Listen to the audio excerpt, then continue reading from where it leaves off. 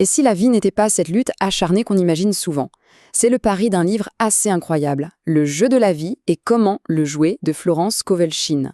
Aujourd'hui, on va plonger dans ces règles du jeu pour voir si on peut aborder l'existence d'une manière complètement différente. On a souvent cette image en tête, hein. La vie, c'est un combat. Faut se battre contre les problèmes, contre les échecs, contre la maladie.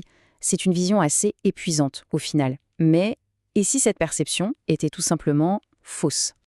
Voilà, c'est ça, le point de départ de toute la philosophie du livre. Ce n'est pas un champ de bataille, mais un terrain de jeu.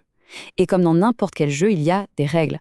La clé pour gagner, ce n'est pas de se battre plus fort, mais de comprendre ces règles et de savoir les utiliser. Alors, c'est quoi cette fameuse règle?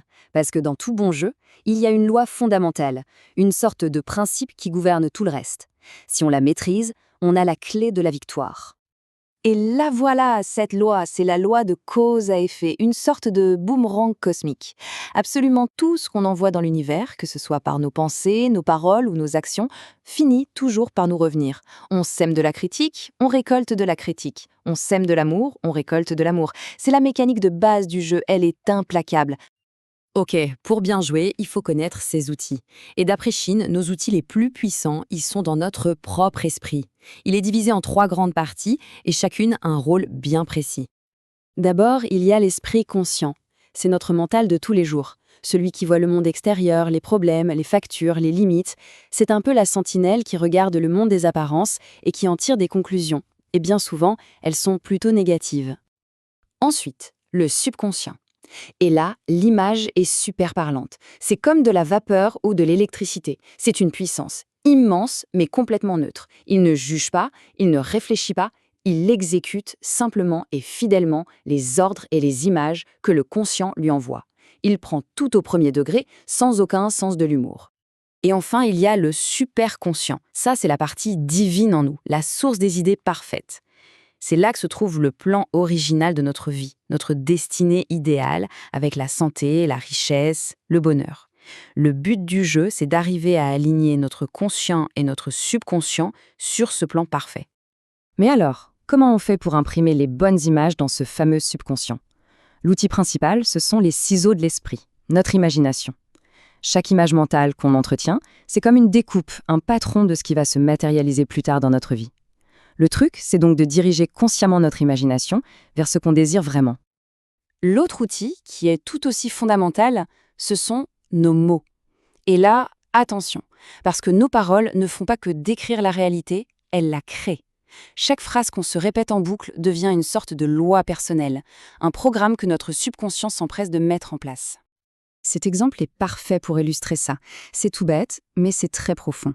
En répétant « je manque toujours l'autobus », une personne programme littéralement son subconscient pour l'échec.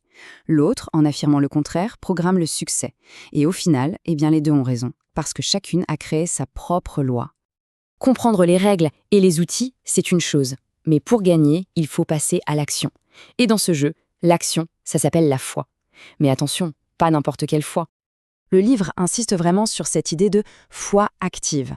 Ce n'est pas une attente passive, genre on s'assoit et on espère. Non, c'est une préparation active, un acte de confiance qui construit un pont vers ce qu'on désire. C'est agir comme si on était déjà certain du résultat.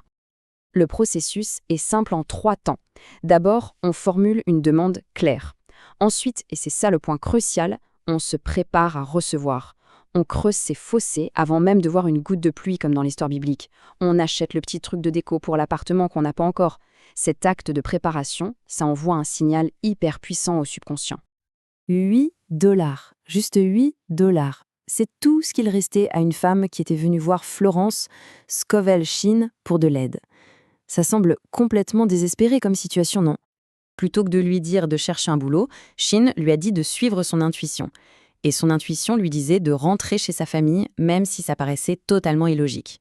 En obéissant à cette petite voix, elle a croisé une vieille amie qui, de manière complètement inattendue, lui a fait recevoir des milliers de dollars. L'intuition, en fait, c'est notre GPS dans ce jeu.